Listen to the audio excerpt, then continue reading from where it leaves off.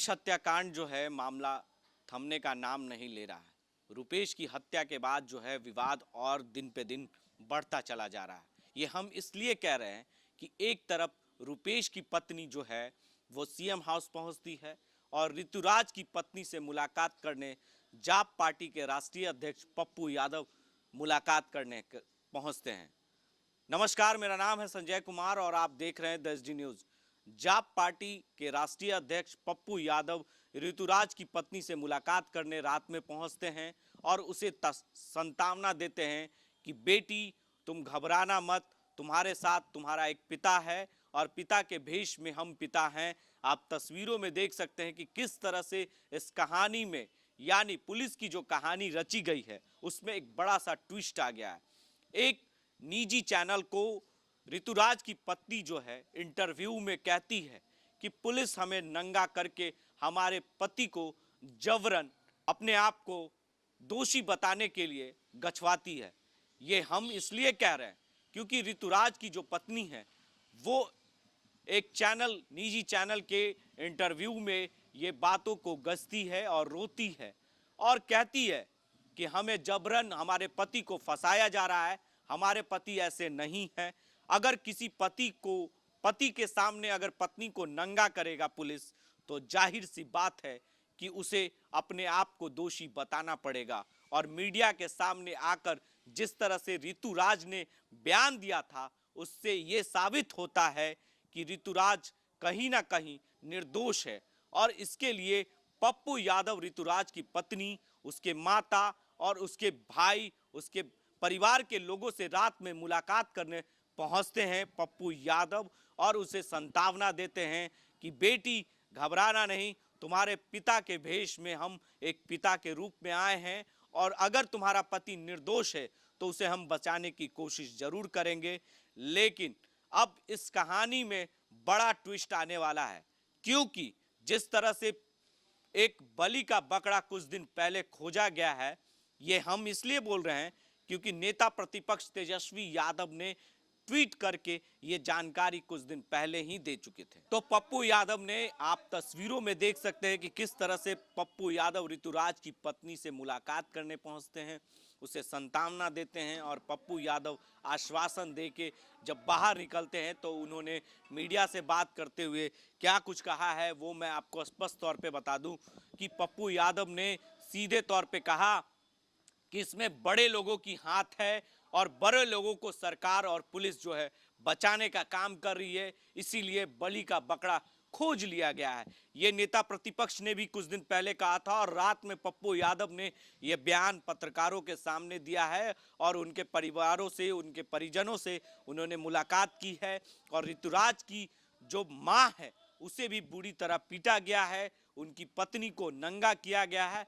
वो एक निजी चैनल में कहा गया है, जब वो उन्होंने बात की है ऋतुराज की पत्नी ने तो ये बातें सारे निकल के आ रहे हैं। अब ये देखने वाली बात होगी कि ये बात कहां तक सच्चाई है और सामने क्या निकल के आता है। सीएम हाउस में उनकी पत्नी यानी रुपेश की पत्नी भी मुलाकात करती है सीएम से, उसके बाद क्या कुछ होगा ये तो वक्त बताएगा और देखने वाली बात होगी कि किस तरह की सरकार इस पे एक्शन लेती है। क्या कुछ कह रहे हैं इस पर पप्पू यादव, जाप पार्टी के राष्ट्रीय अध्यक्ष, जरा उनकी बातों को गौर से सुनिए, क्या कुछ कह रहे हैं। सर्कमस्टेंशियल एविडेंस मिल गया तो फिर माँ, पत्नी और पिता की को इतना टॉर्चर करने का, उसमें भी एक महिला कह रही है कि हमें नंगा करके, किसी ने भी वो आरोप लगा रही है कि क्या कह रही है, लेकिन जो चोट है, जो मार है घुटने पर, माथे पर, इंटरनल पार्ट पे, उससे साफ है कि उनकी पत्नी को विभत्स तरीके से पीटा गया है। क्या ये सीआरपीसी में कोई लॉ है कि जो किसी भी केस का कंफ्लिक्ट नहीं है उसको आप इस बेतरीके से पीटें या महिलाओं को इतने निर्दयी तरीके से पीटें? तो पहले तो मुख्यमंत्री जी को नोटिस लेना चाहिए और इस घटना में महिलाओं के पीटने में जो पदाधिकारी है उस पर कार्रवाई करनी चाहिए, इस पर इंक्वायरी बैठनी चाहिए, कार्रवाई भी होनी चाहिए।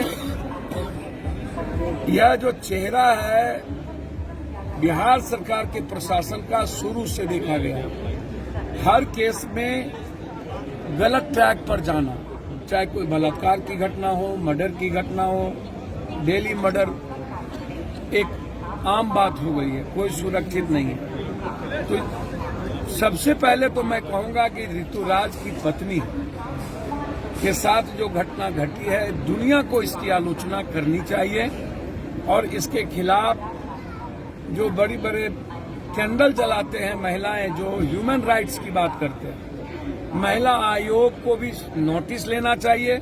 महिला आयोग अविलंब इसमें हस्तक्षेप करे, ह्यूमन राइट्स की बात करने वाला भी हस्तक्षेप करे। और जो बड़े बड़े लोग आजकल कोई काम नहीं बचा तो रोडों पर जाकर कोई कैंडल जलाते हैं, तो वो चुप ना बैठे। सिविल सोसाइटी के लोग क्या इस पर चुप रहेंगे? अपराधी ऋतुराज है तो भी। और तीसरा सबसे बड़ी बात यह है कि आप 3 अपराधी को पकड़ नहीं पाए आज तक। हथियार से गोली चली कि नहीं, इस हथियार से मर्डर हुआ कि नहीं, आप बता नहीं पा रहे। ये सबसे बड़ी बात है। तो इसकी जानकारी आप देंगे ना कि इस हथियार से गोली लगी, गोली चली, आप वो भी नहीं कर रहे। हथियार पकड़ाया, ये कौन सा हथियार पकड़ाया? आप ऋतुराज को कहां से पकड़े? तो जो घटना घटित हुई है और जो आज समाज के सामने लाया गया है, इससे साफ है कि बिहार के पुलिस से किसी भी घटना में इंसाफ नहीं मिल सकता। दरिंदगी की सीमा पार कर चुकी है और मानवीय कृत्य में पुलिस संलिप्त है। बिहार की इंटायर पुलिस सिर्फ ठेका, पैसा और माफियाओं के चंगुल में है, शराबियों के चंगुल में है। उनसे न्याय की उम्मीद इस बिहार में नहीं की जा सकती है। मैं मुख्यमंत्री से अविलंब न्यायिक जांच की मांग करता हूं उसकी पत्नी के बयान के बाद। और अब कुछ नहीं बचा है, आपको सीबीआई इंक्वायरी दे देना चाहिए। इसके पीछे बहुत बड़ी बड़ी मछली, बड़े बड़े पदाधिकारी, मैंने बहुत सारे सरकमस्टांशियल परिस्थिति को भी सामने लाया था। 23 दिनों के बाद जो घटना घटी और फिर ऋतुराज की पत्नी और उनकी मां और उनके पिता ने जो बात बयां किया, मैं मान लेता हूं कि ऋतुराज ने मर्डर किया, शूटर। ये बात मैंने पहले भी कहा था कि ऋतुराज यदि शूटर है तो मरवाने वाला कौन है? रोड रेज की घटना मैंने दुनिया में जितना देखा है, चाहे जेसिका लाल की हत्या हो, चाहे गया में रोड रेज की घटना घटी हो, या कई ऐसी बड़ी घटनाओं को आप देखिएगा, तो रोड रेस की घटना का मतलब है विदिन ए मिनट हम मन बढ़ू हैं, या मेरे पास हथियार है, या मैं ताकतवर आदमी हूँ, या मैं बड़े बाप का बेटा हूँ, या मैं बड़े पदों पर हूँ, या मैं पैसे वाला हूँ, या मैं माफिया हूँ, या मैं साइको हूँ।